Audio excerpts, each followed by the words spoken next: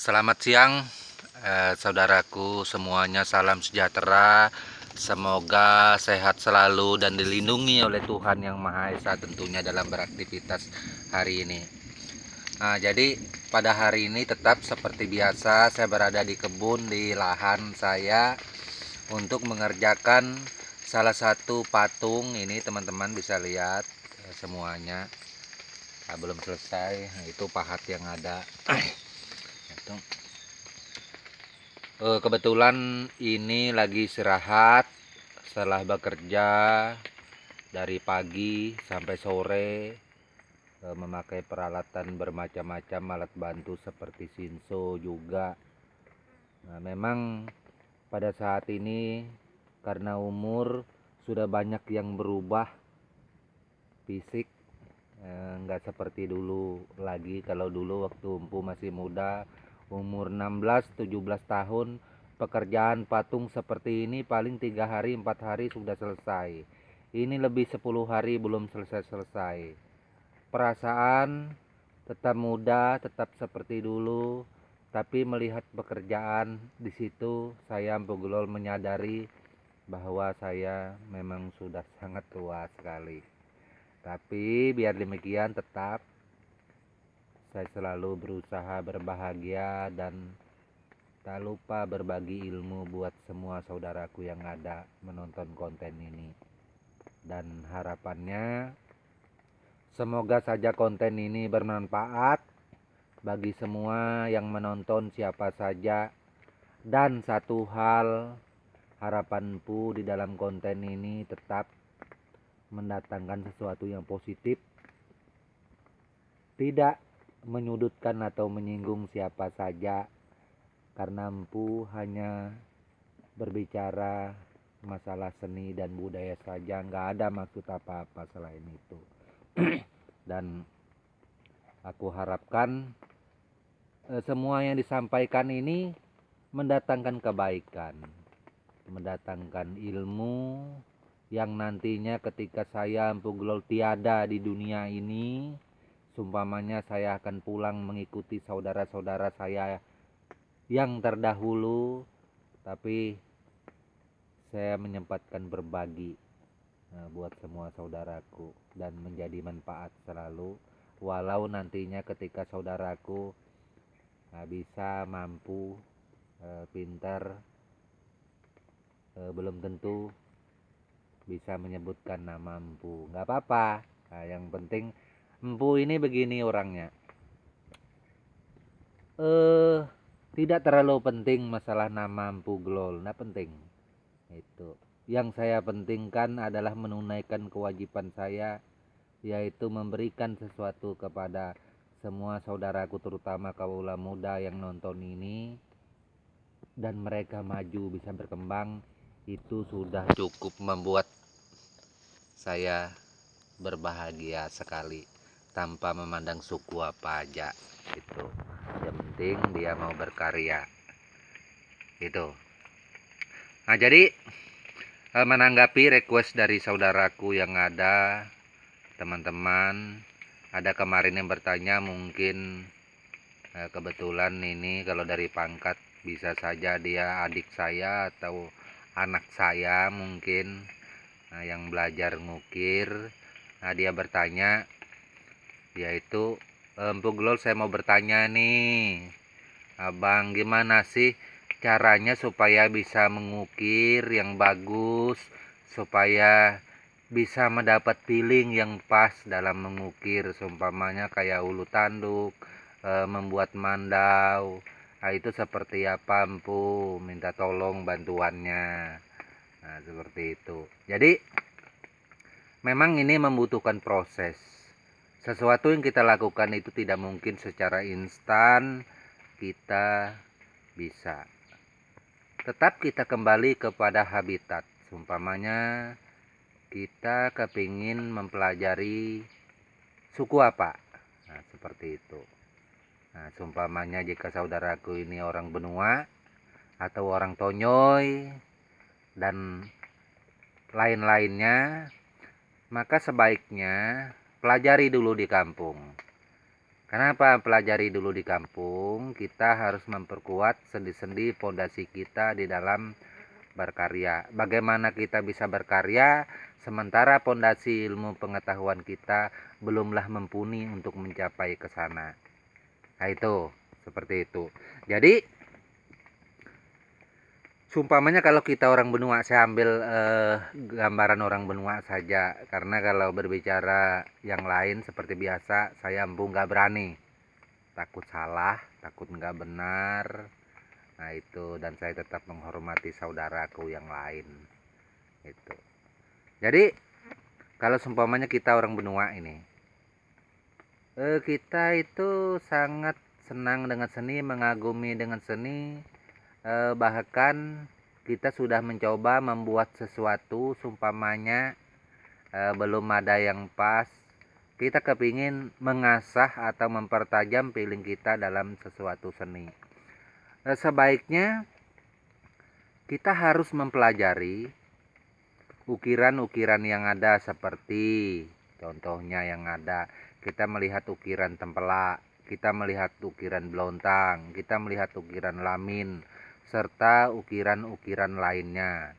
Itu untuk di ukiran besar. Nah, seperti itu. Nah, lagi pula di ukiran besar ini kita harus bisa membedakan kalau di sarung mandau dan gagang mandau. Itu harus diingat. Ukiran ini di dalam suku kita benua itu tidak dipakai di mandau. Ukiran di sarung mandau, gagang mandau, dia ukiran tersendiri.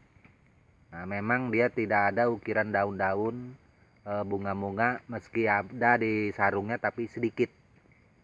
Itu. Bahkan nggak ada. Itu. Nah, jadi tidak sama.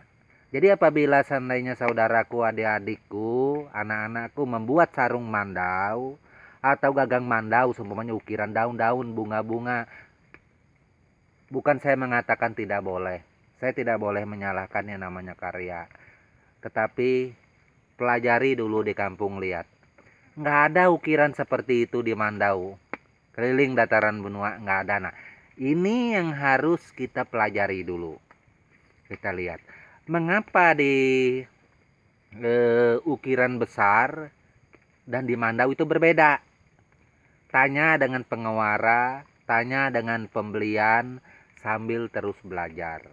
Nah, di sana akan mendapat jawaban, karena pengewara itu atau penyentangi, mereka adalah penguasa tempun, penguasa sempuri, penguasa cerita yang ada mengenai asal-usul dari ukiran ini dalam konteks versi budaya adat benua. Gitu. Bukan yang lain. Kalau yang lain pun nggak berani. Atau dalam versi konteks adat rumpun etnis Luangan. Nah itu secara garis luasnya. Itu. Jadi kita pelajari dulu. Nah, umpamanya ukiran gagang mandau ini, menurut pengewara ini begini-begini, kita dalami itu dulu. Setelah kita dalami itu dulu, baru kita melihat gagang-gagang mandau tua suku kita, umpamanya suku kita benua, sarung mandaunya tipenya seperti apa, bilah tempilannya seperti apa, gagang mandau kemau atau baleng atau pakak sangka atau hulu tungur atau sakang tangar itu seperti apa, kita harus membedakan. Nah, terus kalau kalau sarung tempos itu seperti apa sulatannya, ya kan? Atau sarung tempos itu seperti apa, tempusarnya berapa biji. Terus sarung yang tidak pakai tempusar itu yang ada seletup seperti apa. Terus sarung yang ada tempusar seletup satu itu seperti apa belakangnya. Ini bermacam-macam. Harus kita pelajari dan kuasai itu. Tapi kalau kita sudah membuat, seumpamanya, tidak boleh menyalahkan. Saya Empu Glot tidak boleh menyalahkan. Saya tetap memberi dukungan dan semangat atas karya adik-adik atau anak-anakku yang ada. Nah, itu. Tapi tetap terus belajar dan melihat. Kita harus mempelajari dari kesalahan.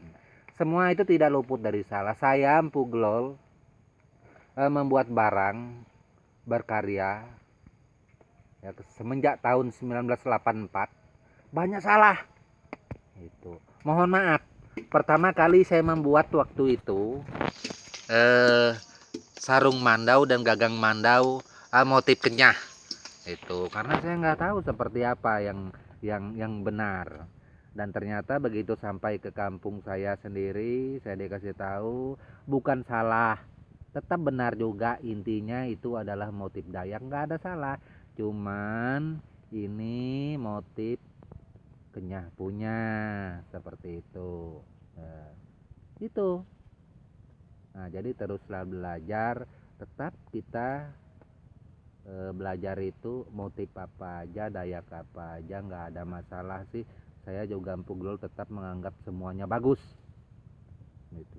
Tergantung selera kita. Nah, itu untuk menjawab request yang ada. Mungkin bisa dipahami kan apa yang Bu sampaikan. Jadi belajar dulu di kampung. Nah, terus menerus mana-mana tua, gagang-gagang tua, sarung-sarung tua, belajar ukirannya seperti apa. Nah, setelah itu coba meniru satu. Ya. Setelah meniru satu, kalaupun nggak sama betul, minimal persis, nanti baru coba buat sendiri, mudah-mudahan bisa. Ya. Nah, itu.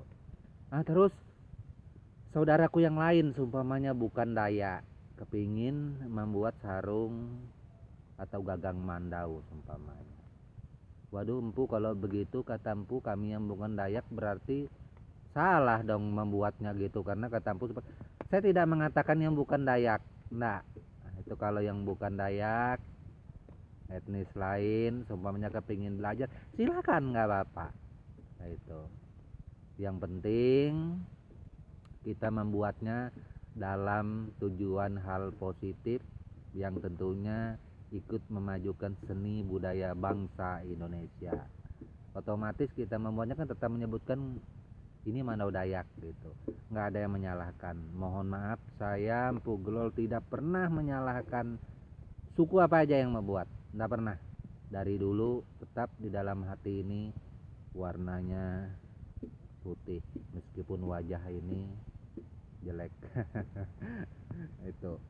Dan semoga apa yang saya sampaikan ini bisa bermanfaat, berguna buat semua saudaraku, terutama yang merequest ini, yang bertanya. Semoga bermanfaat, semoga feelingnya tajam itu di dalam membuat ukiran tadi. Semoga tambah maju. Jangan lupa satu hal, kalau sudah bisa ngukir sesuai tradisi kita, ada tonjoy benua atau bentiat, nah itu kita harus penengkapa itu supaya awe pulu aujus awe lotu itu, karena epunan soleh pengengkit soleh penangka, nah seperti itu. Nah, jadi kita harus nahan pengengkit, harus penangkapa, dan nah, kalau bisa tutus ukiran kepada pengukir yang lebih tua. Jadi kita tahu nama-nama ukiran.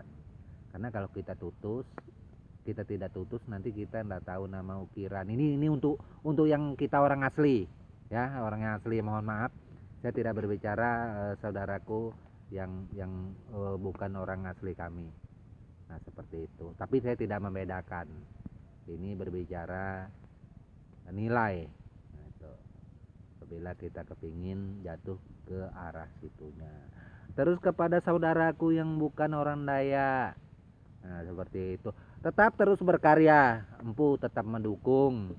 Seandainya ada karya empu yang bagus, mandaunya yang bagus menurut saudaraku, yang bisa ditiru, yang bisa dibuat, silakan. Nah, itu saya tetap membuka diri, tidak melarang. Semua berhak untuk mengikuti, karena ini adalah budaya bangsa kita Indonesia, semua boleh mempelajarinya. Itu silakan. Tapi kalau ada yang lain melarang, semua tidak boleh meniru dan hal-hal lainnya, itu terserah. Saya Buglo tidak menyangkut orang lain. Menyangkut saya pribadi dan yang pastinya orang benua. Gitu. Oke, hanya itu yang dapat saya sampaikan. Tetap saja saya ucapkan salam selalu sejahtera buat kita semua di mana saja berada. Mohon maaf kalau ada kata yang salah, beribu maaf tabe buat kita semua. Dan kalau ada kata yang salah, jangan simpan di hati. Malum, namanya berbicara ini kadang-kadang banyak salahnya, saya akui. Perasaan benar tetapi salah. Yang pastinya di dalam hati Empu Gelol tetap putih buat saudaraku semua, walau wajah ini tak seputih hati ini, seperti itu. Dan untuk semuanya, salam budaya dan tabe selalu buat kita semua. Amin.